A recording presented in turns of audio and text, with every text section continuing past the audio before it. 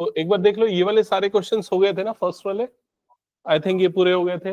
Next ये वाले questions हो गए थे क्या? ये भी हो गया था, 30 का ए और बी हो गया था। और ये वाला क्वेश्चन हुआ था क्या? चेक करो, ये वाला क्वेश्चन हो गया था। इसमें आपको चेक करना है कि पेयर ऑफ लीनियर इक्वेशन जो है वो कैसे हैं, मतलब इंटरसेक्टिंग है, पैरेलल है, कोइंसिडेंट है, किस टाइप के।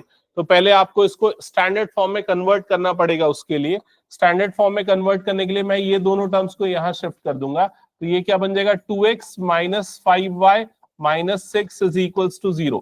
सिमिलर वे में यहां पर भी ये दोनों टर्म्स को इधर शिफ्ट कर दूंगा, तो ये हो जाएगा minus 6x plus 15y plus 18 is equals to 0। समझ में आ रहा है मैंने क्या किया है?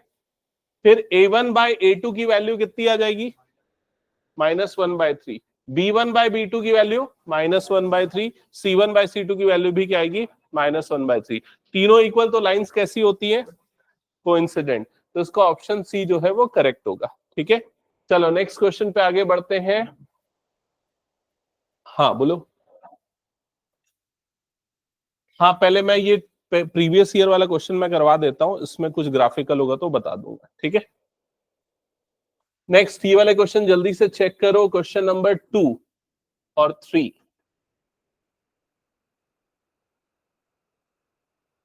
क्वेश्चन नंबर 2 एंड 3 पढ़ लो एक बार सारे बच्चे पहले।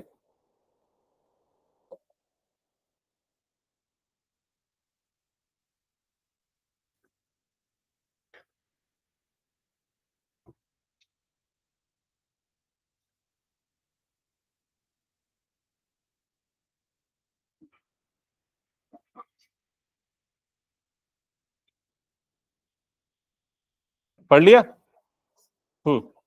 सो क्वेश्चन नंबर 2 में लिखा है the pair of equation ax plus 2y is equals to 9 and 3x plus by is equals to 18 represent parallel lines where a and b are integers if. तो ये पैरेलल लाइन होंगी a और b की कौन सी condition के लिए? सिद्धि, parallel line की क्या कंडीशन होती है?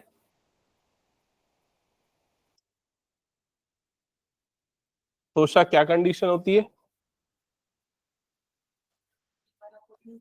a1 upon a2 is equals to b1 upon b2 is not equals to c1 upon c2। जल्दी से इस कंडीशन में वैल्यूज पुट करो और सिंप्लीफाई करो।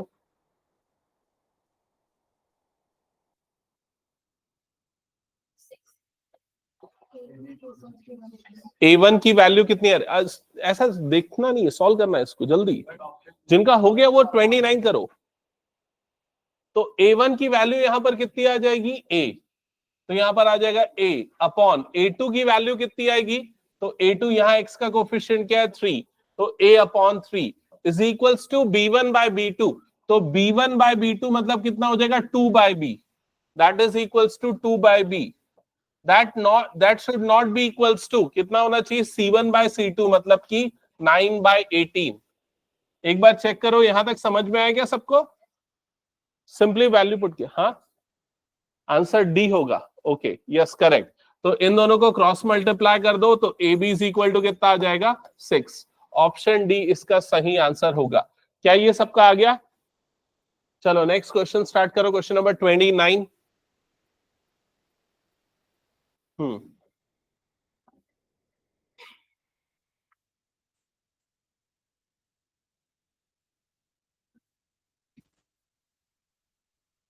क्वेश्चन नंबर 29 जल्दी स्टार्ट करो। और ये मना ही ऑनलाइन आने नहीं आना है, ऑफलाइन में अटेंड करो क्लासेस।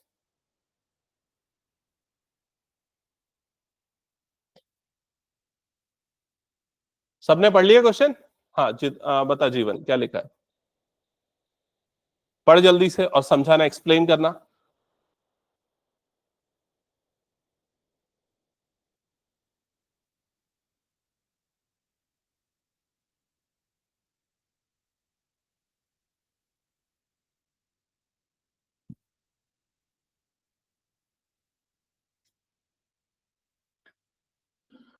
सो क्वेश्चन में लिखा है two peoples are 16 kilometre apart on a straight road. तो दो लोग हैं वो 16 किलोमीटर के डिस्टेंस पे हैं एक दूसरे से। और क्या लिखा हुआ है?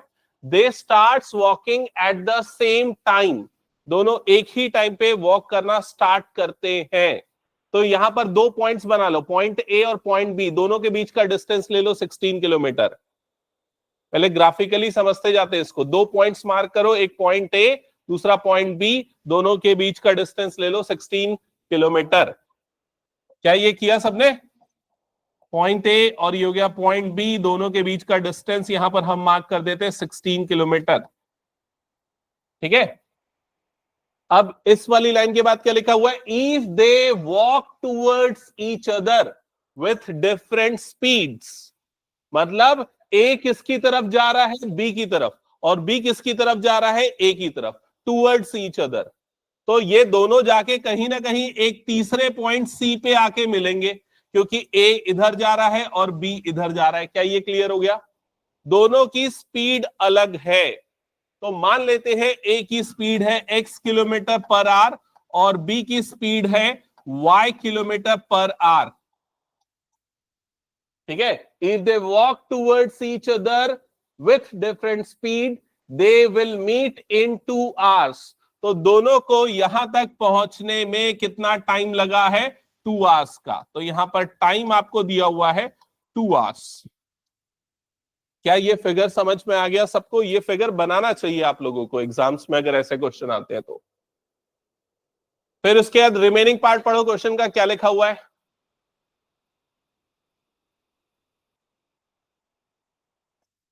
रिमेनिंग पार्ट है, had they walked in the same direction with the same speed as before they would have met in 8 hours, find their walking speeds। तो अब सेकेंड कंडीशन में क्या बोल रहा है? अगर मान लो यहां पर ये ए पे है पहला पर्सन, दूसरा पर्सन बी पे है, दोनों के बीच का डिस्टेंस कितना है? 16 किलोमीटर। अब अगर दोनों सेम डायरेक्शन में ट्रैवल कर रहे हैं, मतलब ए भी ईस्ट की तरफ जा रहा है और बी भी इस डायरेक्शन में ईस्ट की तरफ जा रहा है, तो दोनों जाके आगे कहीं नए पॉइंट डी पे जाके मिलेंगे, ऐसा इस क्वेश्चन में दिया हुआ है। और कितने देर के बाद मिलेंगे? 8 hours के बाद। तो यहां पर इस सिचुएशन में जो टाइम लग रहा है वो कितना लग रहा है? 8 hours का टाइम लग रहा है। क्या ये समझ में आ गया सबको? स्पीड जो है ए और बी की वो यही है जो पहली वाली कंडीशन में थी, मतलब ये भी x किलोमीटर पर आवर है और ये भी y किलोमीटर पर आवर है। क्या यहां तक सबको क्लियर? और क्या फाइंड आउट करना है इस क्वेश्चन में? फाइंड देयर वॉकिंग स्पीड, मतलब x और y की वैल्यू। तो इसके लिए आपको बनाना पड़ेगा इक्वेशन। क्या यहां तक का पूरा प्रोसेस क्लियर हो गया सबको? अब एक चीज तो आप लोगों को क्लियर हो गई है कि ये पूरा का पूरा जो टॉपिक है या जो ये वाला क्वेश्चन है वो स्पीड, डिस्टेंस और टाइम पे बेस्ड है। ठीक है, तो क्या होता है इसमें relation? Speed is equals to distance upon time. तो यहां पर हम किस चीज की इक्वेशन बनाएंगे? टाइम की या फिर डिस्टेंस की? तो यहां पर डिस्टेंस की इक्वेशन बनाएंगे हम, क्योंकि देखो यहां पर ना ये जो डिस्टेंस है ए और बी के बीच का वो क्या है? हमेशा फिक्स है। अगर मैं यहां से, ये ध्यान से सुनना ना, एग्जैक्टली सेम क्वेश्चन में दूंगा, ट्रेन का करके दूंगा। ऐसा वाला ट्रेन वाला भी एक क्वेश्चन है ना, डेटा चेंज हो जाएगा और ट्रेन वाला क्वेश्चन आएगा। तो सबसे पहले मैं ये वाली सिचुएशन से स्टार्ट करता हूं। यहां पर जो पर्सन ए है वो ए से कहां तक ट्रैवल किया है? सी तक। तो इसका ट्रैवल कितना हो गया? AC। और बी कहां से कहां तक ट्रैवल किया? बी से लेके सी तक। तो इसका ट्रैवल कितना हो गया? BC। तो ये दोनों के डिस्टेंस का जो सम है AC प्लस BC वो किसके इक्वल हो जाएगा? AB के इक्वल हो जाएगा। क्या ये क्लियर हो गया सबको? अब ये जो A से C का डिस्टेंस है, ये डिस्टेंस कैसे निकलेगा? तो डिस्टेंस इज इक्वल्स टू क्या होता है? Speed into time. क्या ये क्लियर हो गया सबको? तो यहां पर ए वाले की स्पीड कितनी है? x। कितने टाइम तक ट्रैवल किया? 2 hours तक। तो स्पीड इनटू टाइम कर दो तो ये वाला डिस्टेंस मिल जाएगा। तो ये डिस्टेंस कितना आ जाएगा? 2x। अभी ना समझ में आ रहा है मैं क्या बोल रहा हूं? इधर देख रहा है कि नहीं? तो AC का डिस्टेंस हो जाएगा 2x। वैसे ही ये वाला जो पर्सन B है इसकी स्पीड कितनी है? y। ये कितने टाइम तक ट्रैवल कर रहा है? 2 hours तक। तो स्पीड इनटू टाइम कर दो तो आपको B से C का डिस्टेंस मिल जाएगा। तो ये डिस्टेंस कितना हो जाएगा? 2y। तो यहां पर हो गया 2y। और AB का डिस्टेंस कितना होगा बताओ? 16। ये क्वेश्चन में दिया हुआ है। सबको समझ में आया ये इक्वेशन कैसे बनी है? हमने ये डिस्टेंस निकाला प्लस ये डिस्टेंस निकाला और दोनों को ऐड करके टोटल डिस्टेंस मतलब कितना हो गया AC। अब यहां पर आप चाहो तो 2 कॉमन ले सकते हो, तो ये क्या बच जाएगा x plus Y is equals to 16। ये 2 अपॉन में चला जाएगा तो x plus Y is equals to कितना हो जाएगा 8, और इसे हम कंसीडर करेंगे इक्वेशन नंबर 1। क्या ये सबको क्लियर हो गया? ओके, तो ये इक्वेशन बनाने के बाद फिर सेकेंड इक्वेशन ट्राई करो। कौन बताएगा सेकेंड इक्वेशन कैसे बनेगी? 1 2, हाँ बता धैर्य। गुड, सही, ठीक है। तुम लोग इसको बनाना चालू कर दो फिर आगे। बाकी लोग इधर पे ध्यान देना, सेकंड इक्वेशन के लिए हम ये वाली कंडीशन देखेंगे। जिनको समझ में नहीं है ना अच्छे से सुनो इधर। सेकंड कंडीशन में दोनों एक ही डायरेक्शन में ट्रैवल कर रहे हैं, तो जो पर्सन ए है वो ए से कहां तक ट्रैवल कर रहा है? डी तक, और जो पर्सन बी है वो कहां से कहां तक ट्रैवल कर रहा है? बी से लेके डी तक। क्या ये क्लियर हो गया? तो इन दोनों का डिफरेंस आपको पता है। कौन सा डिफरेंस पता है? एडी माइनस बीडी का। बताओ कितना है एडी माइनस बीडी का डिफरेंस?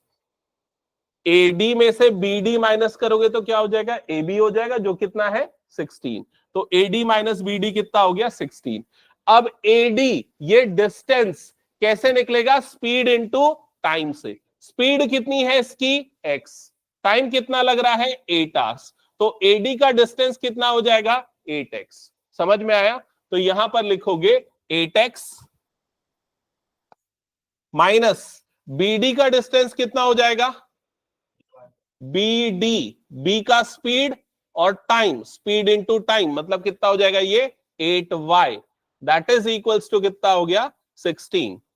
8 कॉमन निकाल लो तो यहां पर क्या बच जाएगा? x minus Y is equals to 16। 8 upon में चला जाएगा तो x माइनस वाई की वैल्यू कितनी आ जाएगी? 2। क्या ये क्लियर हो गया सबको? ये बन गया आपका इक्वेशन नंबर 2। अब 1 और 2 को सॉल्व करो और x और y की वैल्यूज निकालो। Okay, correct. सॉल्व करो आगे क्वेश्चंस।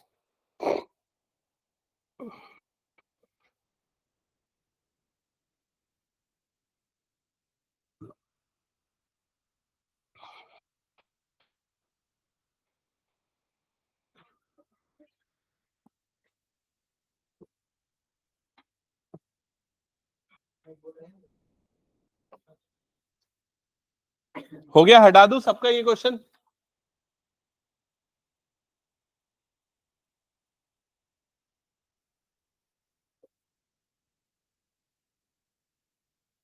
अच्छा, जिनका ये हो गया ना उनको मैं एक एडिशनल क्वेश्चन बोल रहा हूं, लिखो उसको, नोट करो। Find the 4 angles of a cyclic quadrilateral ABCD। Find the 4 angles of a cyclic quadrilateral ABCD। Find the 4 angles of a cyclic quadrilateral ABCD in which angle A is equals to 2x minus 1, angle B is equals to y plus 5, angle C is equals to 2y plus 15, angle D is equals to 4x minus 7. That's it. जिनका ये हो गया वो next question start करेंगे। ये वाला हो गया ना क्वेश्चन सॉल्व? हाँ, शिवानी हो गया वाला प्रीवियस क्वेश्चन? श्रेया प्रीवियस हो गया? सिद्धि प्रीवियस वाला दिखाओ सॉल्यूशन। एक्स और वाई निकला? Okay good. और क्यों याद नहीं है वो कंडीशंस पैरेलल और कोइंसिडेंट वाली? रिवाइज करके आओ ना जल्दी फटाफट, मैं पूछूंगा हमेशा, रोज तुमसे ही पहले पूछूंगा। तुम लोगों का हो गया अजीता संग? ओके। हाँ, साइक्लिक क्वाड्रिलेटरल की प्रॉपर्टी क्या होती है कि अपोजिट एंगल का सम कितना होता है? 180। तो A प्लस C का जो सम होगा वो कितना होगा? 180। ओके, क्लास 9th में होता था ये साइक्लिक क्वाड्रिलेटरल। हाँ, क्योंकि तुम लोग 8 के बाद डायरेक्टली 10 पढ़ने आ गए।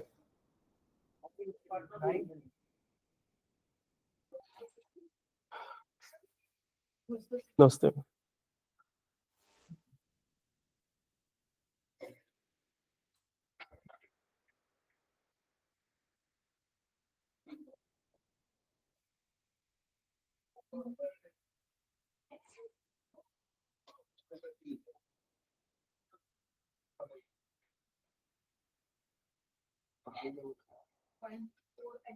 ये वाला हो गया ना सबका? जीवन तू बनाया कि नहीं ये वाला क्वेश्चन? एक्स और वाई निकला?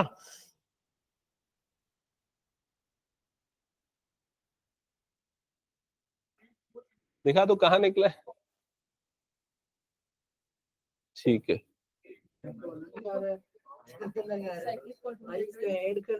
क्या मैं समझ जाता हूँ ना तुम लोग कहाँ पर चीटिंग कर रहे हो, गड़बड़ी कर रहे हो, झूठ बोल रहे हो। हाँ दिखा मेरे को। इक्वेशन बनाया, कहाँ बनाया इक्वेशन तू? x plus Y is equal to कितना हो गया 8, x minus Y is equal to कितना हो गया 2। अब दोनों को सॉल्व करने के लिए ऐड करना, x plus Y is equal to 8। ठीक है, ठीक तो कर रहा था वो भी, लेकिन वो गलत बना दे रहा था तू। लेकिन ये सही तो बना रहे हैं यहाँ पर। 2 plus 2y is equal to 8 हो गया, 2 इधर जाएगा तो 8 माइनस 2 6 हो जाएगा। 2, हाँ तो y इज इक्वल टू 3 आएगा। ठीक तो है, y 3 आ रहा है ना प्रीवियस क्वेश्चन में। हाँ ठीक है, लेकिन स्लो कर रहा है थोड़ा। अच्छा ये हो गया ना सबका, ये वाला x और y वाला। ओके, अब ये वाला साइक्लिक क्वाड्रिलेटरल वाला जो मैंने क्वेश्चन दिया है उसकी प्रॉपर्टी मैंने बता दी। साइक्लिक क्वाड्रिलेटरल के अपोजिट एंगल का सम होता है 180 डिग्री। इसका मतलब angle A plus angle C is equals to 180। Angle A है 2x माइनस 1, एंगल सी है 2y प्लस, लिखेंगे ना बीच में, plus 2y plus 15 is equals to 180। समझ में आया? क्या समझ में आया जीवन, बता जल्दी। हाँ बता, क्या एंगल? कौन सा फॉर्मूला है? कौन सी वैल्यू, कौन सा फॉर्मूला? क्यों 180? एंगल ए प्लस एंगल सी।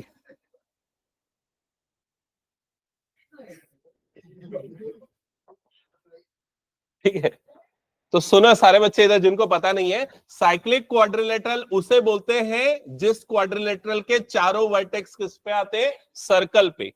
समझ गए? और उसकी प्रॉपर्टी होती है कि उसके अपोजिट एंगल का सम कितना होता है? 180। दैट्स व्हाई ए प्लस सी, ये दोनों एंगल को इज इक्वल टू कितना किया हमने? 180। समझ में आ गया सबको ये? फिर हमने ए और सी दोनों की वैल्यू क्वेश्चन में दी थी, पुट कर दिया। अब इसे सिंप्लीफाई करके इक्वेशन बनाओ। तो फर्स्ट इक्वेशन कितनी बन जाएगी? जैसे हो गया 2x प्लस 2y और इधर पे 15 माइनस 1, तो ये कितना हो जाएगा? Plus 14 is equals to 180।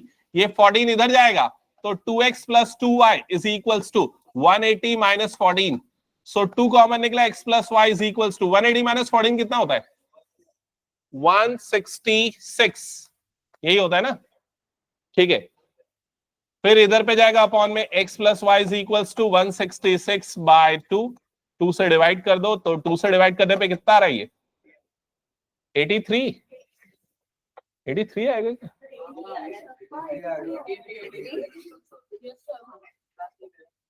Equation number 1। Okay, सबको क्लियर है यहां तक? सेकेंड इक्वेशन कैसे बनेगी श्रेष्ठ? हाँ ठीक है, फर्स्ट कर रहा था, लेकिन सेकंड बनेगी कैसे ये बता दे बस। नहीं उसको बताने देना।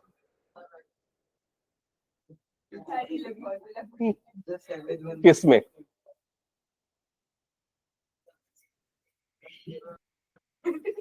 एंगल बी प्लस,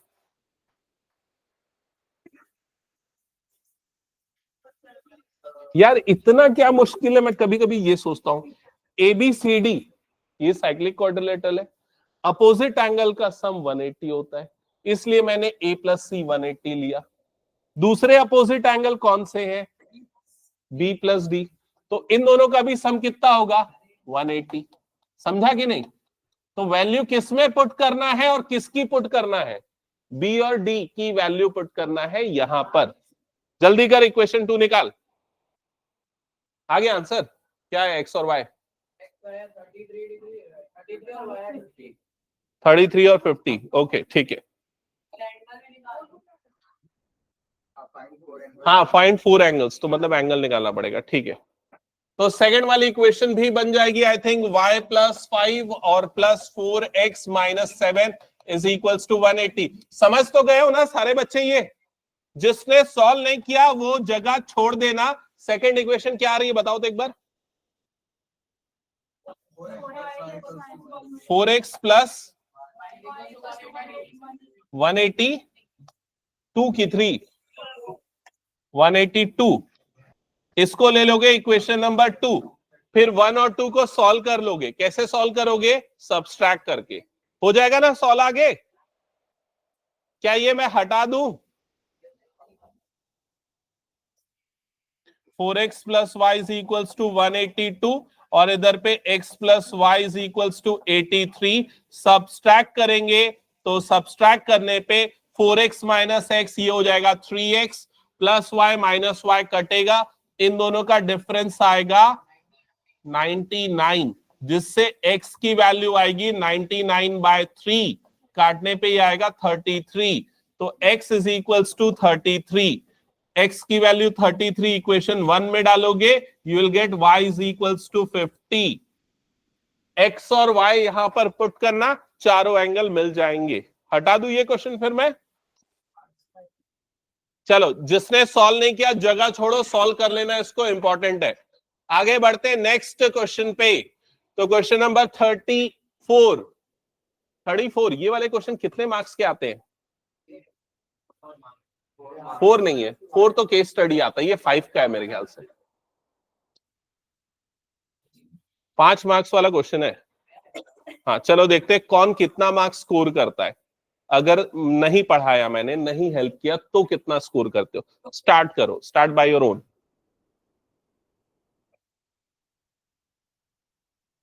हाँ बोलो। हाँ साइंस में वैसी साइंस के लिए तो स्टेज दो ना, मेरे को क्या करूं?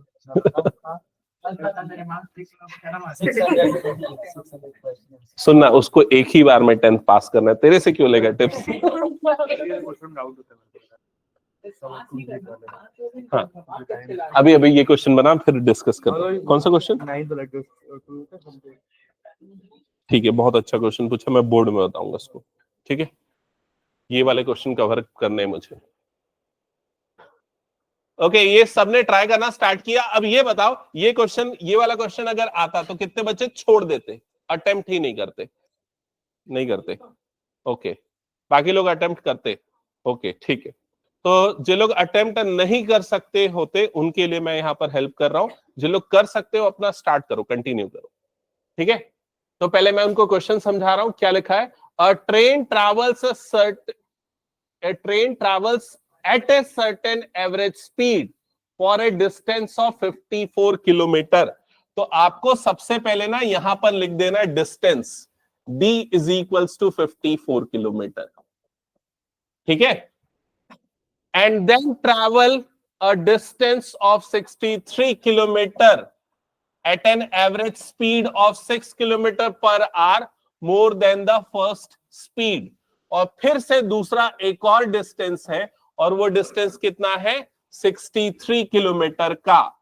लेकिन दोनों स्टेटमेंट में क्या बोल रहा है कि जो नेक्स्ट डिस्टेंस है उसकी एवरेज स्पीड पिछले वाले की एवरेज स्पीड से 6 किलोमीटर पर आवर ज्यादा है। क्या ये समझ पाए क्वेश्चन को पढ़ के? क्या ये क्वेश्चन को पढ़ के समझ पाए कि नहीं त्रिषा? ठीक है, तो पहले जो भी स्पीड थी, लेकिन दूसरे वाले डिस्टेंस के लिए वो स्पीड कितनी ज्यादा है? 6 किलोमीटर पर आवर ज्यादा है। तो यहां पर पुरानी वाली स्पीड को मैं मान लेता हूं x किलोमीटर पर आवर। तो न्यू स्पीड जो है वो कितनी हो जाएगी? x plus 6 kilometre per hour. क्या ये क्लियर हो गया सबको? आगे लिखा है if it takes 3 hour to complete the journey. तो पूरी जर्नी कंप्लीट करने में कितना टाइम लग रहा है? 3 आवर्स का। तो ये वाली जर्नी में मान लो T1 टाइम लग रहा है, ये वाली जर्नी में मान लो T2 टाइम लग रहा है, तो दोनों को मिला के टोटल जो टाइम है T1 प्लस T2 वो कितना लग रहा है, 3 आवर्स लग रहा है। क्या ये समझ में आ गया? तो अगर आप क्वेश्चन में डेटा को सही तरीके से लिखते हो ना, तो आपको आइडिया मिल जाएगा कि इक्वेशन कैसे बनेगी। ओके, हाँ, तो टाइम इज इक्वल्स टू क्या होता है, डिस्टेंस अपॉन स्पीड। तो ये फॉर्मूला पता होना चाहिए, T is equal to D upon S.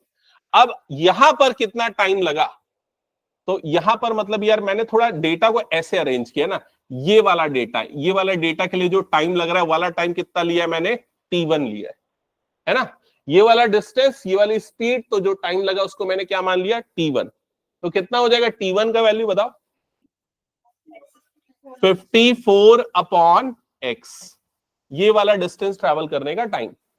दूसरा वाला डिस्टेंस, ये डिस्टेंस ट्रैवल करने में कितना टाइम लगेगा, 63 अपॉन x प्लस 6। क्या ये समझ में आ गया? और ये दोनों का जो ट्रैवल टाइम है उसका सम कितना आ जाएगा, 3 आवर्स। तो ये आ गया 54 upon x plus 63 upon x plus 6, that is equals to 3 hours. क्या ये समझ में आया? इसका मतलब ये जो क्वेश्चन है ये कौन से चैप्टर का है, क्वाड्रेटिक इक्वेशन का। ठीक है, तो वर्ड प्रॉब्लम में आपको एक बार में समझ में नहीं आएगा कि लीनियर इक्वेशन है या क्वाड्रेटिक। जब आप पूरे क्वेश्चन का डेटा नोट डाउन करोगे तो क्लियर होगा। ठीक है, तो क्वाड्रेटिक इक्वेशन का है तो एक ही इक्वेशन मिलेगी, x की पावर 2 वाली टर्म आएगी, तो उसको स्टैंडर्ड फॉर्म में कन्वर्ट करेंगे। तो स्टैंडर्ड फॉर्म में कन्वर्ट करने के लिए पहला स्टेप क्या होगा, एलसीएम लेना पड़ेगा पहले। क्या आएगा एलसीएम इसका, x इंटू एक्स प्लस 6, और इधर 54 से मल्टीप्लाई हो जाएगा x प्लस 6, और प्लस 63 से मल्टीप्लाई हो जाएगा x, that is equals to 3। क्या यहां तक क्लियर? अब न्यूमरेटर में ब्रैकेट खोलो, डिनोमिनेटर में भी खोलो, फिर क्रॉस मल्टीप्लाई कर दो, या पहले भी कर सकते हो क्रॉस मल्टीप्लाई, पहले कर दो क्रॉस मल्टीप्लाई। तो राइट साइड में हो जाएगा 3x इंटू एक्स प्लस 6, और लेफ्ट हैंड साइड में ब्रैकेट्स ओपन करके स्टैंडर्ड फॉर्म में लिखो जल्दी। स्टैंडर्ड फॉर्म क्या होता है सबको पता है ना, ax square plus B X plus C, इस फॉर्म में अरेंज करके लिखो इक्वेशन, फास्ट फास्ट।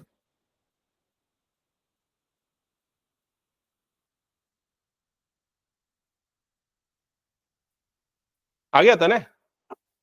अरे तू पेन से करना, दिमाग से मत कर ऐसा। क्या मल्टीप्लीकेशन करना, अच्छा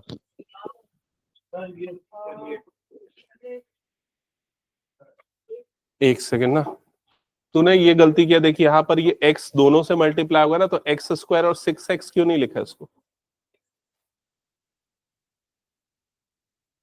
राइट साइड तो सही है, और इधर पे 54 इंटू 6 कितना किया, 6। ये वाला मुझे ना कैलकुलेशन कुछ गलत लग रहा है भाई, सच बता रहा हूं मैं। ऊपर में ना ये 117 जो तेरा आ रहा है ना, अच्छा 63x और ये है, हाँ ठीक है वो सही है, और फिर ये 6 4 जा 24 का 4 आ गया टू 6, ठीक है ठीक है। हाँ, क्या रही है तेरी, एक मिनट में चेक करता हूँ।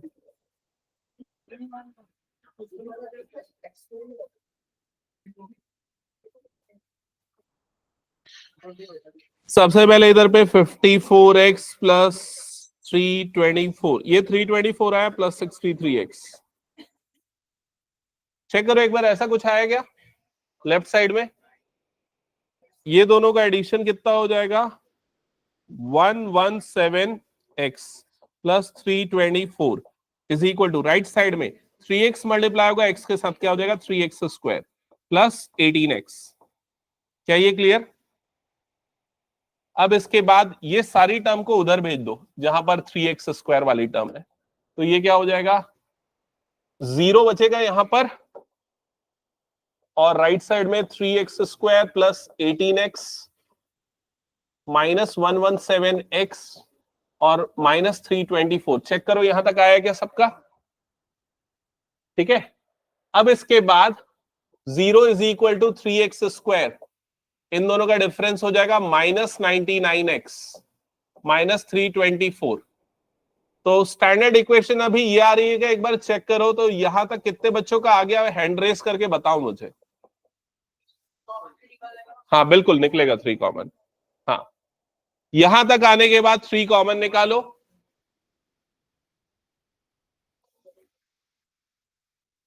तो ये बच जाएगा x² - 33x माइनस ये कितना बचेगा 108।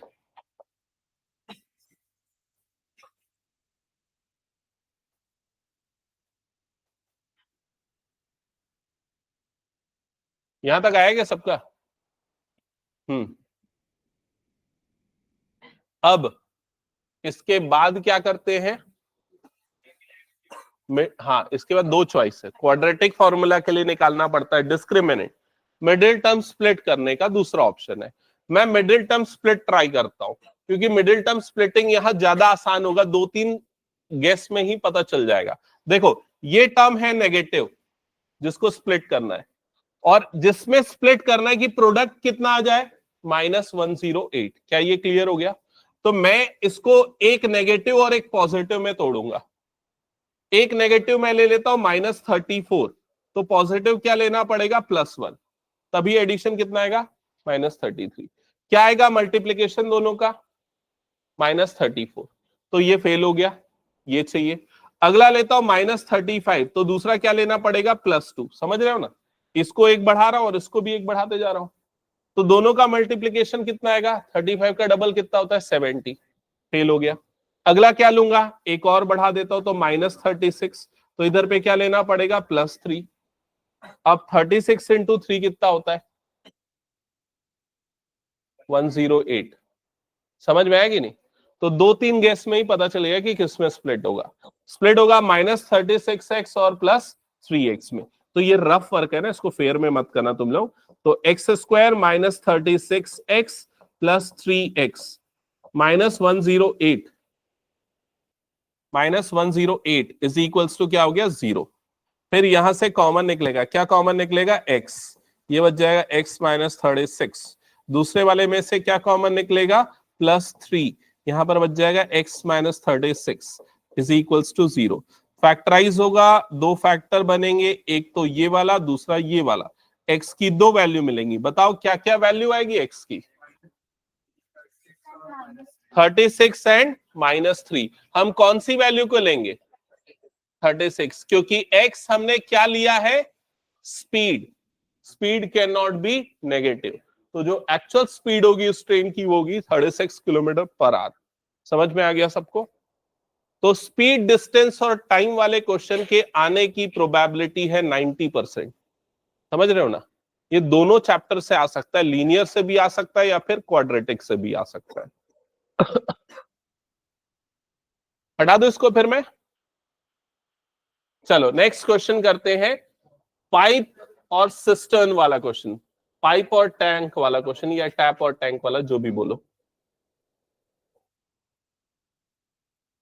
अब देखो हमेशा ये जो 5 मार्क्स वाला क्वेश्चन रहेगा ना, उसमें चॉइस रहेगी तुम लोगों के पास। जैसे यहां पर भी दो चॉइस दिख रही है ना, और दोनों क्वेश्चन ऐसे ही टफ रहेंगे, तो अच्छे से सीख लो दूसरा वाला क्वेश्चन, पहले इसको पढ़ो। अच्छा ये तो मैं पूछा नहीं, किसका 5/5 मिल रहा था पिछले क्वेश्चन में? आ रहा था पूरा सही आ रहा था, गुड गुड। चलो ये वाला क्वेश्चन पढ़ लो पहले सब।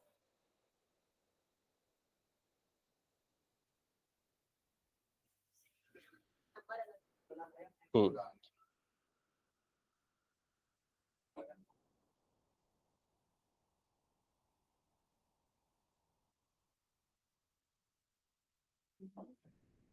मेरी तरफ नहीं देख, क्वेश्चन की तरफ देख।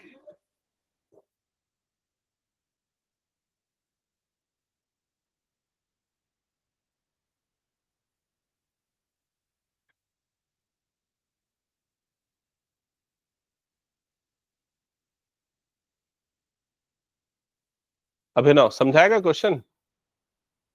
कुछ समझ में नहीं आया? और किसको किसको समझ में नहीं आया, एक बार हाथ उठा दो तो। बस इतने से ही बच्चों को समझ में नहीं आया, बाकी सबको आ गया? ठीक है चलो ओके। तो चलो आप लोग जो जो भी समझे हो एक बार उसको वेरीफाई कर लो, देख लो। तो क्या लिखा हुआ है, दो पाइप्स है, 2 pipes, together fill a tank in 15 hours।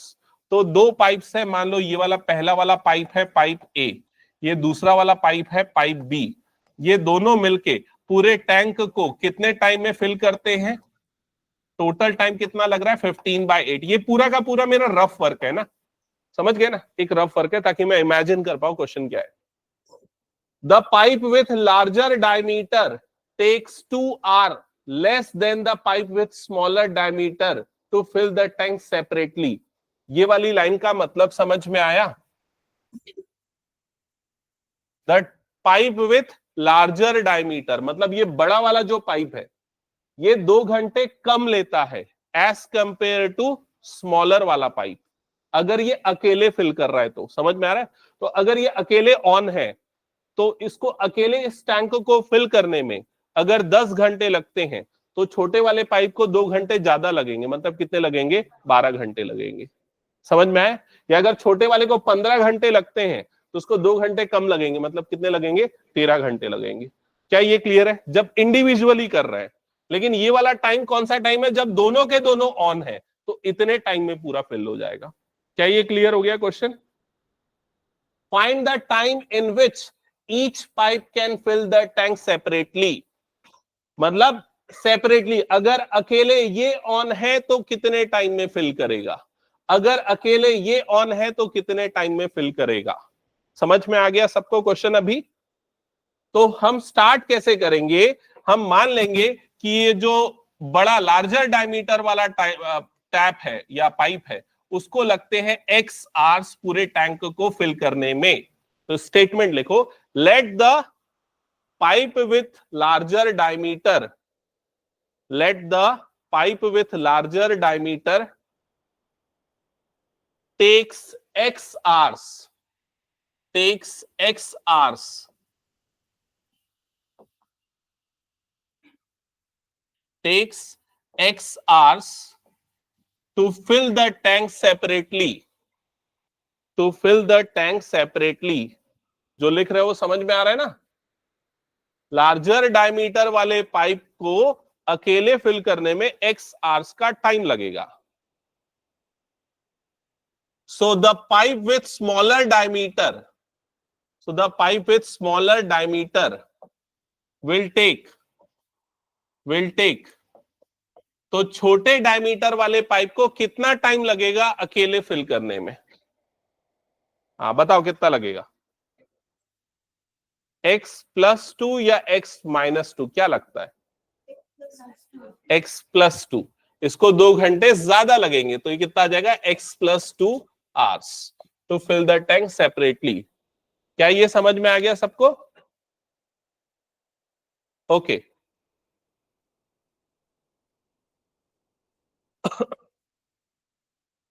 यहां तक हो गया ना सबका?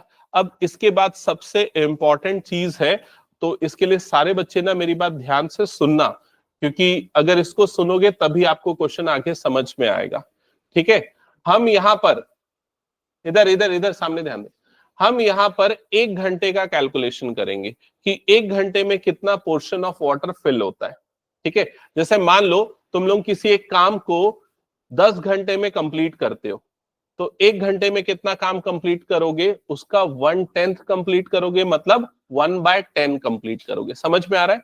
उसी तरीके से अगर ये जो बड़ा वाला पाइप है ये इतने घंटे में पूरे टैंक को फिल करता है, कितने घंटे में? x आवर्स में।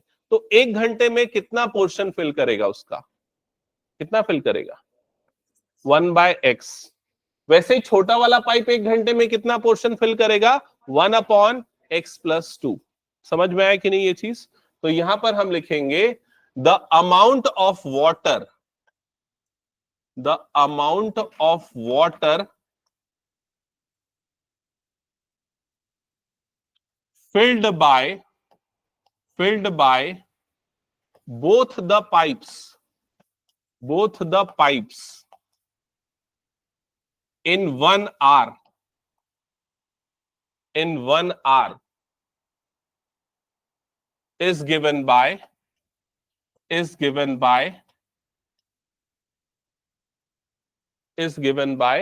तो ये जो स्टेटमेंट लिख रहे हो समझ रहे हो ना? दोनों पाइप एक एक घंटे में कितना कितना कंप्लीट करेंगे।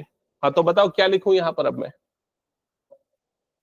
1/x। ये 1/x क्या है, वो अमाउंट है जो बड़ा वाला पाइप एक घंटे में फिल कर रहा है, लेकिन दोनों फिल कर रहे हैं एक साथ, तो क्या आएगा प्लस 1/x+2। तो इसीलिए लिखा ना बोथ द पाइप्स, तो दोनों पाइप एक घंटे में इतना अमाउंट फिल करेंगे। क्या ये समझ में आया सबको? और इसकी वैल्यू किसके इक्वल होगी, किसी को पता है इसकी वैल्यू किसके इक्वल होगी? 15/8 गलत, इसका अमाउंट होगा 8/15 के इक्वल। अब ये कितने बच्चों को प्रॉब्लम है 8/15 कैसे आया? लगभग 90% बच्चों को प्रॉब्लम हो गई ये कैसे आया। समझो इधर, यहां पर हमने क्या निकाला है, दोनों पाइप एक एक घंटे में, दोनों पाइप एक घंटे में एक साथ कितना फिल कर रहे हैं, और ये जो टाइम है वो दोनों पाइप जब ऑन है तो कितने घंटे में फिल होता है, ये वही है। मान लो दोनों पाइप ऑन है तो 10 घंटे में पूरा फिल होता है, तो एक घंटे में कितना पोर्शन फिल होगा, 1/10। समझ में आ रहा है कि नहीं? अगर दोनों ऑन है 10 घंटे में फिल हो रहा है तो एक घंटे में कितना पोर्शन फिल करेंगे, तो क्या होगा 1/10। आपने कैसे निकाला, रेसिप्रोकल किया। तो वही चीज यहां पर भी करना है, 15/8 टोटल टाइम है, तो एक घंटे में कितना पोर्शन फिल होगा, रेसिप्रोकल ऑफ दैट, मतलब 8/15। आया समझ में? नहीं तो दूसरा तरीका समझ लो, दोनों मिलके अगर 2 घंटे में फिल कर रहे हैं तो एक घंटे में कितना फिल करेंगे, आधा, मतलब 1/2।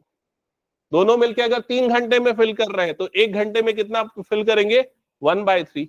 तो वैसे ही दोनों मिलके जितने टाइम में फिल कर रहे हैं तो एक घंटे में कितना अमाउंट होगा, तो उसका क्या कर लो, रेसिप्रोकल। समझ में आ गया ये चीज? तो जितने भी पाइप वाले क्वेश्चन हैं, वर्क वाले क्वेश्चन हैं, सभी में ये मेथड अप्लाई होगा। सभी में जो इक्वेशन बनेगी वो एक घंटे के अमाउंट ऑफ वर्क या अमाउंट ऑफ पोर्शन फिल की बनेगी। ओके, ये ध्यान में रखना, क्योंकि क्वेश्चन बदल सकता है, कुछ भी आ सकता है, लेकिन मेथड सेम होने वाला है उसमें। हाँ, आगे बना लोगे इक्वेशन। क्वाड्रेटिक इक्वेशन का स्टैंडर्ड फॉर्म में लाने के लिए पहले क्या करेंगे, एलसीएम। तो ये आ जाएगा x into x plus to, इधर x प्लस टू इससे मल्टीप्लाई हो गया, इधर x इससे मल्टीप्लाई हो गया, इस इक्वल्स टू कितना आ गया 8/15। ये x प्लस एक्स कितना हो गया 2x plus two divided by, अभी मैं मल्टीप्लाई नहीं करता, x into x plus two ही रहने देता हूं, दैट इज इक्वल्स टू कितना आ गया 8/15। क्या यहां तक क्लियर है सबको? क्रॉस मल्टीप्लाई करो।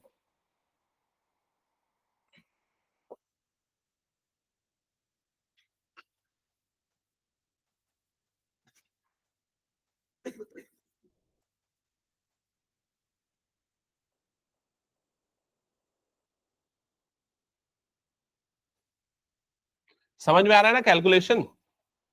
तो ये मल्टीप्लाई होंगे अंदर पे टर्म्स, तो यहां पर बन जाएगा 30x plus 30 is equal to 8x² plus 16x।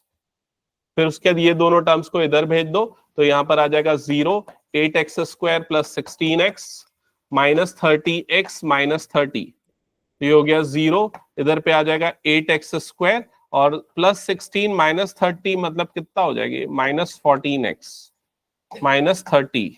ठीक है, अब स्टैंडर्ड फॉर्म में ये आ रहा है इक्वेशन, फिर क्या कॉमन निकल जाएगा 2 कॉमन निकलेगा तो 4x² minus 7x minus 15 is equals to 0, 2 upon में जाके 0, 4x² माइनस 7x माइनस 15। एक बार चेक करो यहां तक आया क्या सबका? इसके बाद किसमें स्प्लिट करना है, ऐसे नंबर पे जिनका प्रोडक्ट कितना आना चाहिए 60 की माइनस 60, माइनस 60। ये पता है ना सबको रूल, ए और सी का प्रोडक्ट निकालते हैं और मिडिल टर्म उसमें स्प्लिट होगा जिनका प्रोडक्ट आना चाहिए माइनस 60। तो ये -7 को किसमें स्प्लिट किया जाए, -12 और +5, तो ये स्प्लिट हो जाएगा -12x और +5x में। ओके, फिर आगे सॉल्व कर लोगे मेरे ख्याल से। फाइनली जो x की वैल्यू आएगी वो कितनी आएगी, क्या लग रहा है, +3। x की वैल्यू 3 आएगी तो बड़े वाले पाइप को 3 घंटे लगेंगे और छोटे वाले पाइप को 5 घंटे लगेंगे। आगे सॉल्व कर लेना ये वाला क्वेश्चन, मैं इसको अभी छोड़ दे रहा हूं डॉट डॉट डॉट करके। ठीक है, तुम लोग अपनी नोटबुक में कंप्लीट कर लेना, और स्पेशली जो बच्चे स्टैंडर्ड वाले हैं उनके में 99% चांस है वर्क वाला या टैप और टैंक वाला क्वेश्चन आने का 5 मार्क्स में। बेसिक वालों में 70-80% चांस है। ठीक है, अच्छे से देना। हटा दो, तेरे बाजू वाले को, तेरे स्कूल वाले को नहीं पता है कि हटा दो इसको मैं।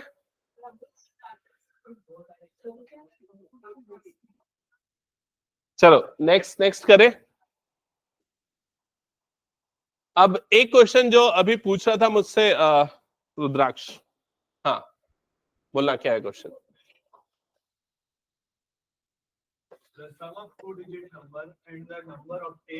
ये सब सुन रहे हो ना, वो ऐसे नहीं पढ़ रहा है, वो तुम लोगों के लिए पढ़ रहा है, तुम लोग सुन के लिखो क्वेश्चन, इसलिए लिखो, मतलब जो इंपॉर्टेंट चीज है वो। क्वेश्चन तो मैंने दिया हुआ है, क्वेश्चन पेपर का ही है।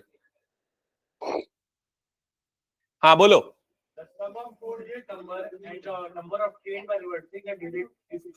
स्टॉप। इस वाली लाइन का मतलब समझ में आया क्या बोला उसने? The sum of 2 digit number and the number obtained by reversing the order of the digit is 66। ये क्वेश्चन दिमाग में घुमा के नहीं, बताओ।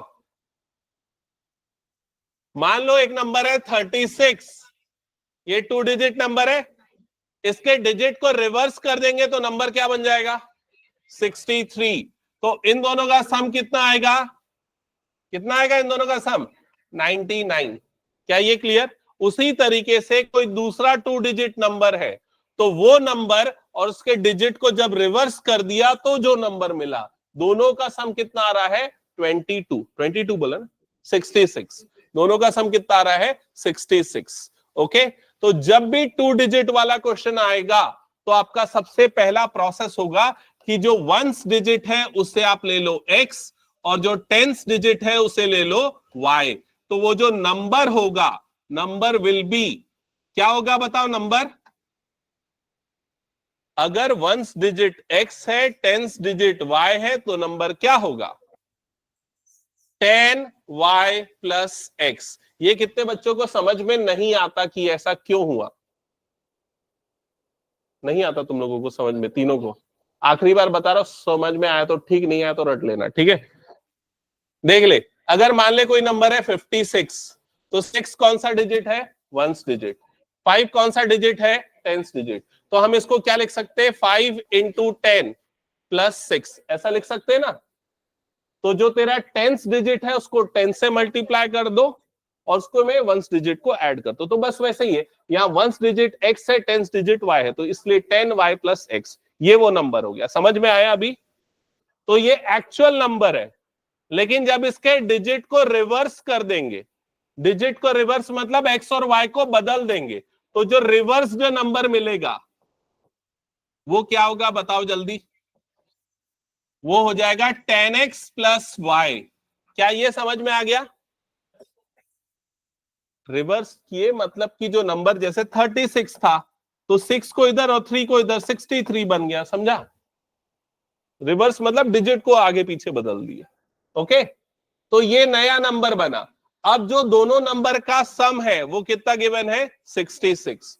तो इन दोनों को ऐड करने पे 10y plus x plus 10x plus y is equals to कितना हो गया? 66। तो जब 10y और y ऐड होगा तो कितना बन जाएगा? 11y।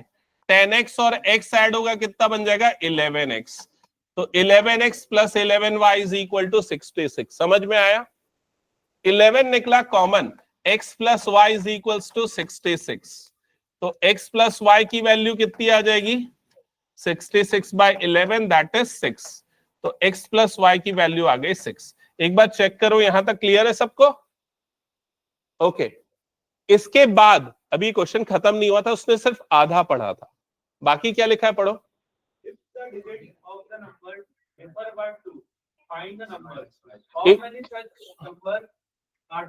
If the digit of the number differ by 2, तो डिजिट मतलब x और y की बात कर रहा है, इन दोनों का डिफरेंस मतलब x माइनस वाई, इसकी वैल्यू कितनी दी हुई है? 2 दी हुई है। ठीक है, अब आपको इन दोनों इक्वेशन को सॉल्व करना है। कर लोगे ना दोनों इक्वेशन सॉल्व? हाँ, कितना आएगा सॉल्व करने पे x का value? x + y = 6, 2x = 8, x की वैल्यू 4, y की वैल्यू 2, तो नंबर कितना हो जाएगा? 24 और 42। तो how many numbers are possible? There are 2 possible numbers, 24 and 42। Okay, हटा दो फिर ये क्वेश्चन। चलो, और कुछ डाउट है? अभी अभी और कुछ क्वेश्चंस इसमें वर्ड प्रॉब्लम के बच गए ना प्रीवियस ईयर वालों में? हाँ, ये लैंडिंग लाइब्रेरी वाला क्वेश्चन बचा है, ये ट्राई करके देखना एक बार। और कौन सा क्वेश्चन बचा है? लीनियर, हाँ ये ग्राफ वाला पॉलिनोमियल का है, गलती से इसमें आ गया है। ये भी पॉलिनोमियल का क्वेश्चन है, ये थोड़ा एक जैसा रहता है ना, अलजेब्रा का पार्ट है पूरा। ये तो कर दिया था। ये तो सेम क्वेश्चन है जो मैंने दिया था अभी।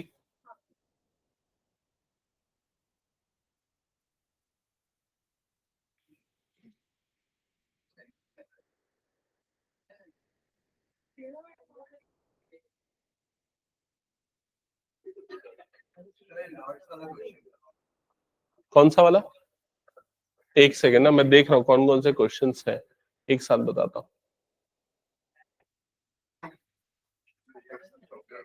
ओके, जस्ट अ सेकेंड ना, पहले ये वाला क्वेश्चन कर लो, ट्रेन वाला। हाँ, क्वाड्रेटिक है, लीनियर है, जो भी है इसको करो। हाँ,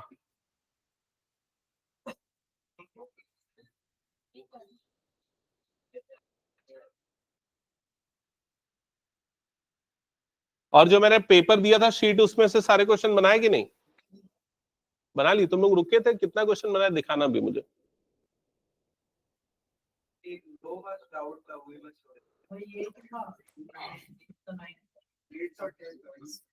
तब तक ये पूरा कंप्लीट करो। तेरे को नहीं मिला और उसको नहीं मिला ना? तेरे को भी नहीं मिला, लास्ट क्लास में नहीं दिया था क्या? ओके,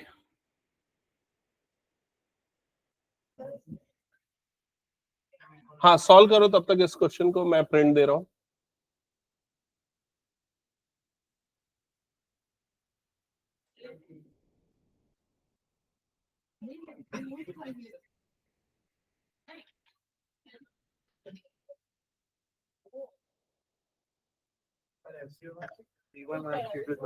मैं पढ़ा नहीं हूँ, एक मिनट ट्राई करना जब तक।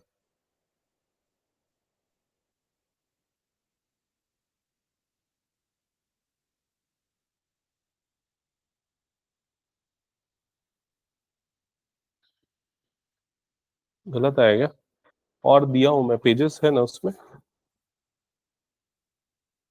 तो।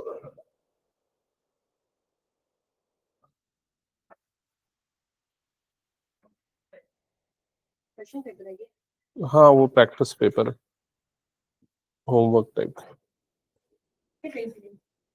10 पेज है टोटल।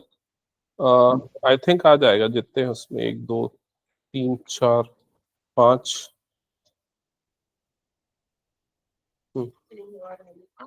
6 7 8। हाँ ठीक है, 2 और आएगा, आप उससे रख लीजिएगा, लगेगा तो मैं ले लूंगा। क्या वो नहीं बन रहा है?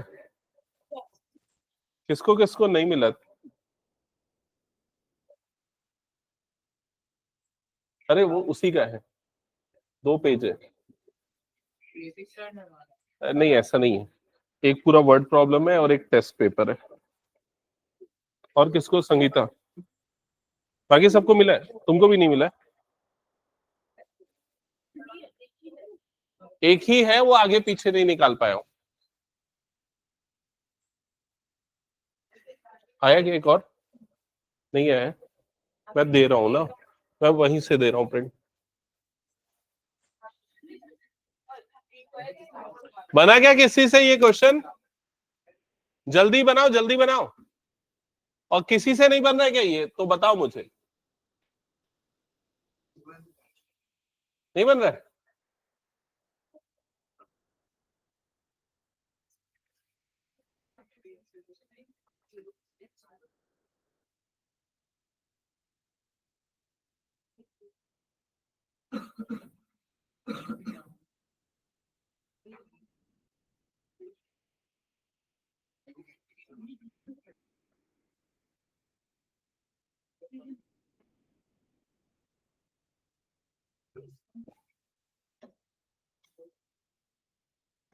किसका बन रहा है ये बता दो।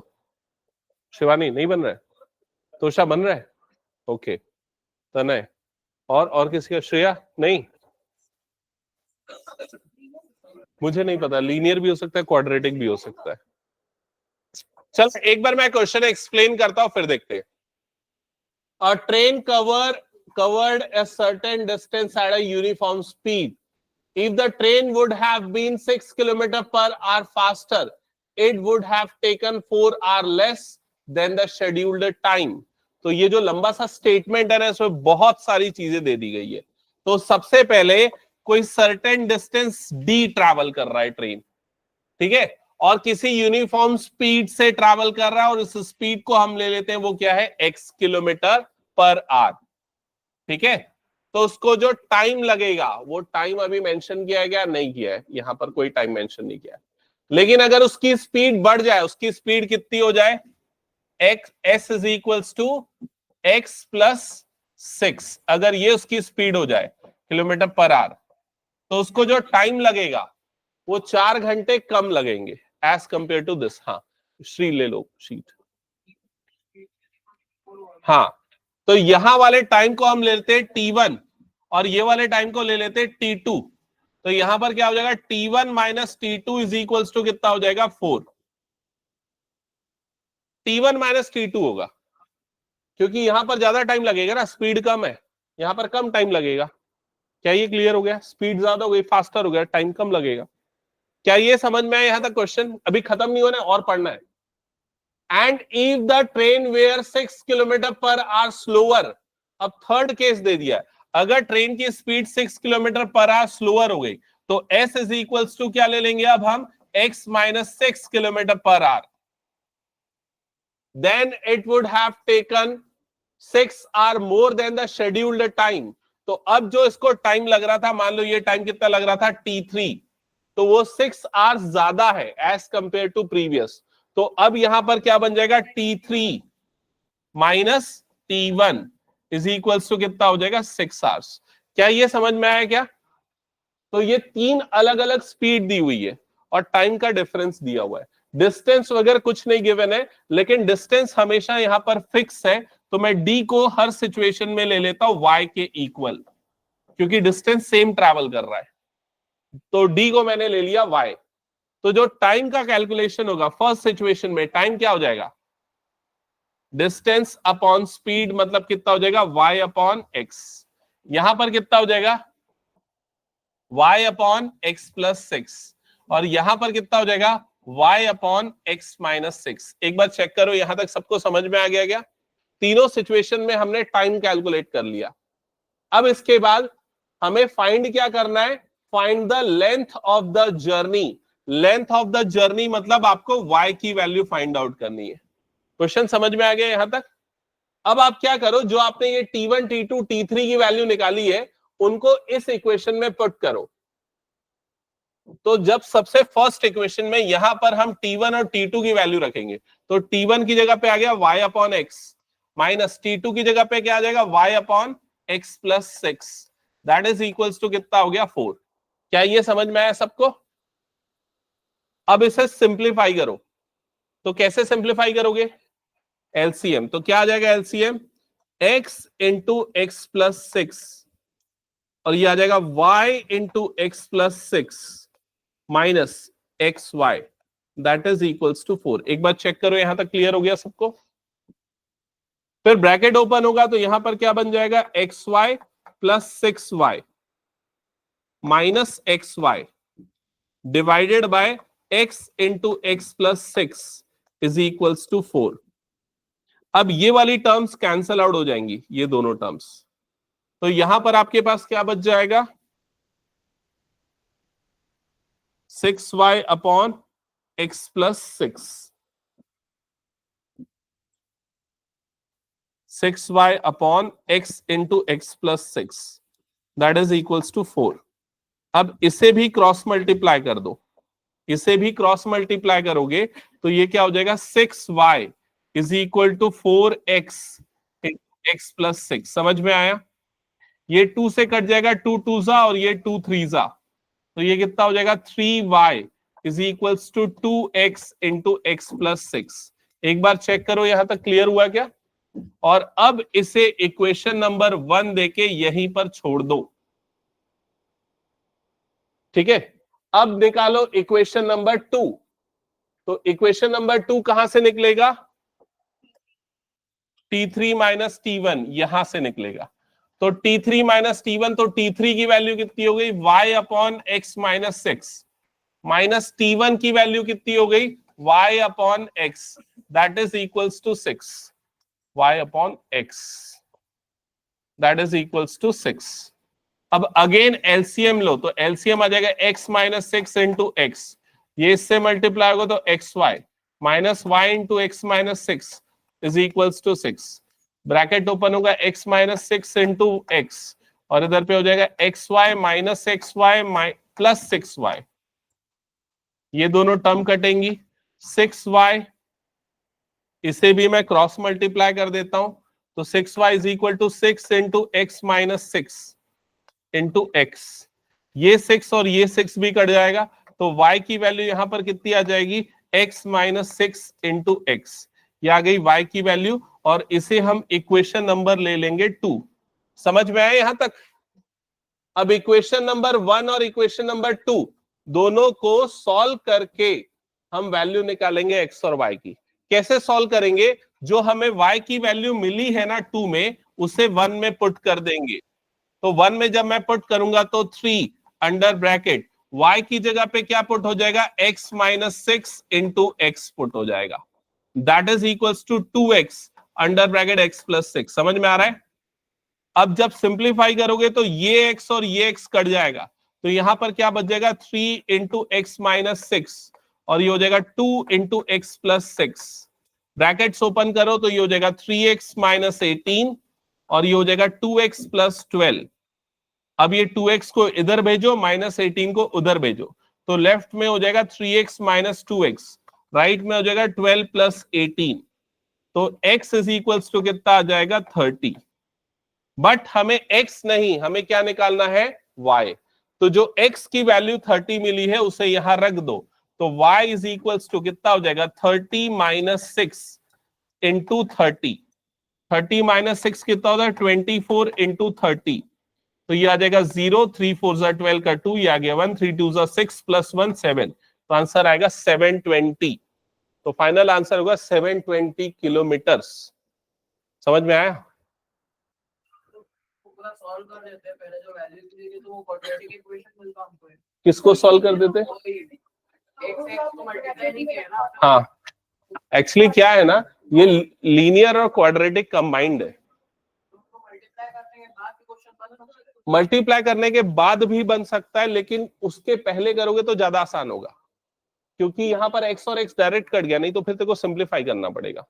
समझ गया ना? तो ये वाला क्वेश्चन जो है वो एक टफ क्वेश्चन था, और ये स्टैंडर्ड में आया हुआ 5 मार्क्स का क्वेश्चन था। तो ऐसे एक्सेप्शनल क्वेश्चन आ सकते हैं, बी प्रिपेयर्ड फॉर दैट। हाँ मनाही बोलो। सर इसके बेसिक में आने के कितने चांस है? बेसिक 0 तो नहीं, लेकिन 5-10% चांस है आ जाए। इसका एक ऑप्शन भी है, ऑप्शन भी एक बार देख लेना कितना आसान है। ठीक है, तो सुन ले एक मिनट, अगली जो क्लास रहेगी वो इस चैप्टर की और क्वाड्रेटिक इक्वेशन की लास्ट डाउट क्लास रहेगी, और संडे को फिर मैं दोनों का कंबाइंड टेस्ट लूंगा, लीनियर इक्वेशन और क्वाड्रेटिक इक्वेशन का एकदम स्ट्रिक्ट टेस्ट लूंगा। नहीं ऐसा कुछ नहीं है। हाँ किसकी? सैटरडे ना 1.5 आवर्स की लूंगा, सैटरडे 1.5 आवर की क्लास लूंगा और संडे टेस्ट लूंगा, ठीक है। डाउट्स लेके आ जाना, ओके ठीक है। सिद्धि, तुम्हारे वो जो केस स्टडी वाले डाउट्स है वो एक्चुअली इस चैप्टर से रिलेटेड नहीं है ना, इसलिए मैं उसको अभी कवर अप नहीं किया हूं, उसको मैं बता दूंगा। बट हाँ, तुम लोग ना रुक के पढ़ाई करो, और पिछली क्लास में क्या पढ़े हो मुझे नहीं पता, भाग गए थे, यहाँ बैठ के पढ़ो।